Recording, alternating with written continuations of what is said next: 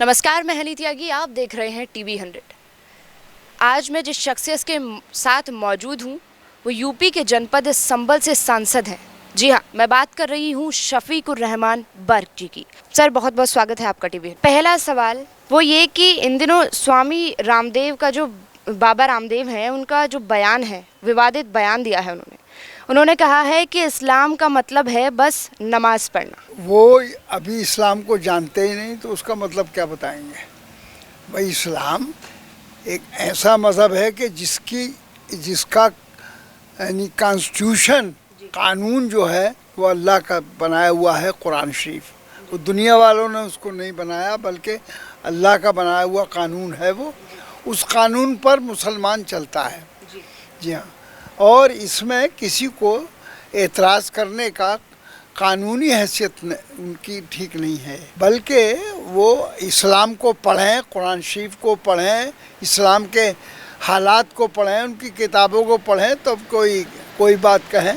अभी वो जानते नहीं व्हाट इज़ इस्लाम, तो no question arises to say something about it। आपकी बात से एक और नाम जहन में आया, वो है स्वामी प्रसाद मौर्य का। उन्होंने भी इन दिनों एक विवादित बयान दिया रामचरितमानस को लेकर। तो देखिए, वो भी बहरहाल हिंदू भाई हैं जी।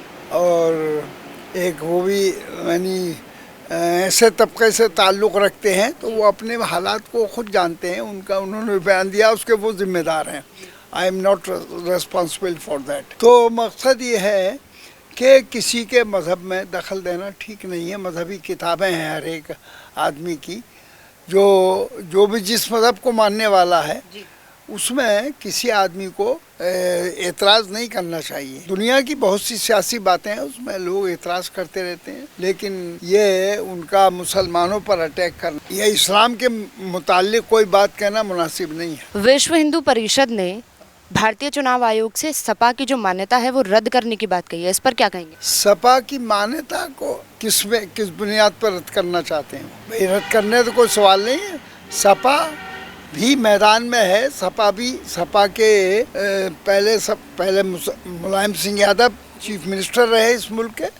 उसके बाद में ये अखिलेश यादव भी चीफ मिनिस्टर रह चुके हैं। हार जीत होती रहती है, तो अलहदा बात है। हार जीत का मकसद ये नहीं है कि उसका वजूद ख़त्म हो गया।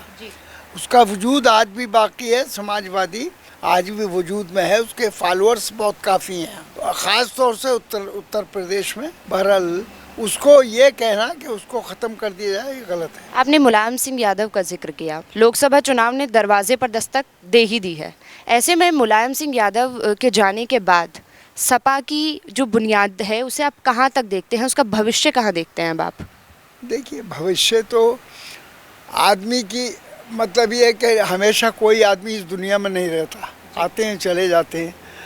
पहले लीडरशिप और लोगों की थी, जवाहरलाल नेहरू थे, फलाने थे और बहुत से कितने थे, लेकिन आज दूसरे लोग हैं तो मुल्क चला रहे हैं, मुल्क चलता है। सही और गलत का सवाल है कि पॉलिसी हमारी सही होनी चाहिए ताकि मुल्क का भला हो, मुल्क की तरक्की हो और आपस में मिलजुल कर रहें।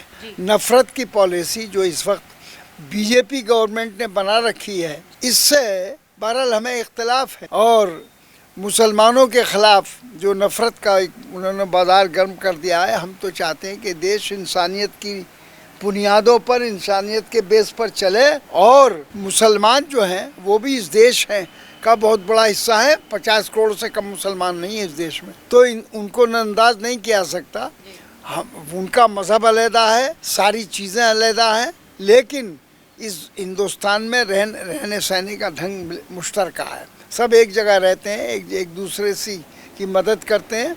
एक दूसरे की मदद करनी चाहिए हमें, ना कि नफ़रत करनी चाहिए।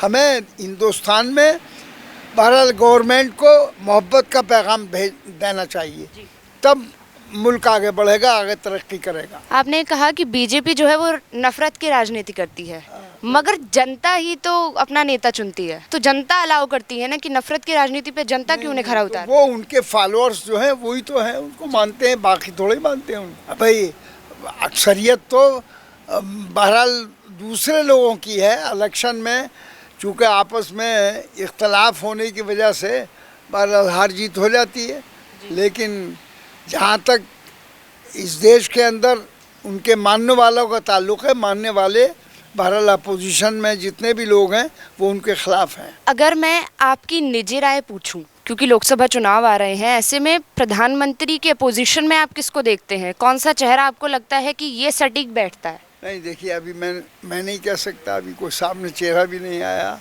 ना किसी ने कहा है कि मैं प्रधानमंत्री बनना चाहता हूँ।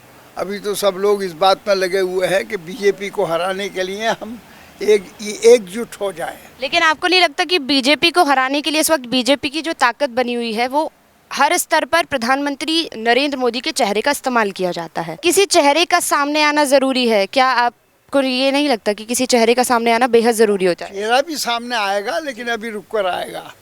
अभी से पहले से मैं कह सकता हूँ, ना कोई कह सकता। अभी तो आपस में एक दूसरे के करीब आने की और आपस में मुत्तहिद होने की, यूनाइट होने की कोशिश कर रहे हैं कि अपोजिशन में यूनाइट हो जाए, तब हम आसानी से उनको हरा सकते हैं। मतलब बीजेपी वो दमखम तो रखती है कि सारे पोजीशन को एक साथ होना पड़ेगा, यूनाइट होना पड़ेगा। कई ताकत है उनके हाथ में। जब इस वक्त गवर्नमेंट है उनकी, तो दमखम तो उन्हें दिखाई दे रहा है, लेकिन इतना दमखम नहीं है कि सारा पोजीशन एक जगह हो जाए तो उसको संभाल लें। मैं समझता हूँ कि 50 सीटें भी पा नहीं पाएंगे अगर मुत्तहिद हो गया अपोजिशन। आखिरी सवाल आपसे पूछूंगी कि आप मायावती जी जो बसपा से हैं, उनकी तारीफ के कसीदे भी पढ़ते हुए नजर आए, तो उसके पीछे कोई खास वजह जो है वो है या नहीं? मैं तो कोई कसीदा नहीं पढ़ रहा, मैंने सच्चाई की, जो सच्ची बात थी वो बात कह दी कि भाई देश में बैकवर्ड लोग भी बहुत ज़्यादा हैं और उनके साथ ना इंसाफियाँ भी होती हैं, तो उनकी लीडरशिप की भी ज़रूरत है। तो चूँकि मायावती उनकी लीडरशिप करती है, तो मैंने कहा था कि उनकी भी ज़रूरत है। असल में इससे अनुमान लगाया जा रहा था कि आपका कोई प्लान चेंज का मूड तो नहीं है इससे? अरे साहब, प्लान ये तो सियासत में कुछ ना कुछ चलता ही रहता है, कहने से थोड़ा ही होता है, अमल से होता है। बहरहाल मैं तो समाजवादी का ही हूँ, लेकिन अब आगे मुझे क्या करना है ये तो सारी दुनिया के सामने, हर एक के सामने मसला है कि आगे in future what have to do. चलिए, बहुत बहुत शुक्रिया अपना कीमती समय हमें देने के लिए। तो डॉक्टर शफीकुर रहमान से हमने बातचीत की और तमाम मुद्दों पर उनकी जो सोच है, उनके विचार जो हैं वो उनसे लिए। धन्यवाद। टीवी 100 उत्तर प्रदेश, उत्तराखंड, दिल्ली, मंदिर दर्शन, बॉलीवुड, हिमाचल प्रदेश, हरियाणा, फैक्ट और मोटिवेशन के लिए चैनल को लाइक करें, सब्सक्राइब करें और बेल आइकन को प्रेस करना ना भूलें।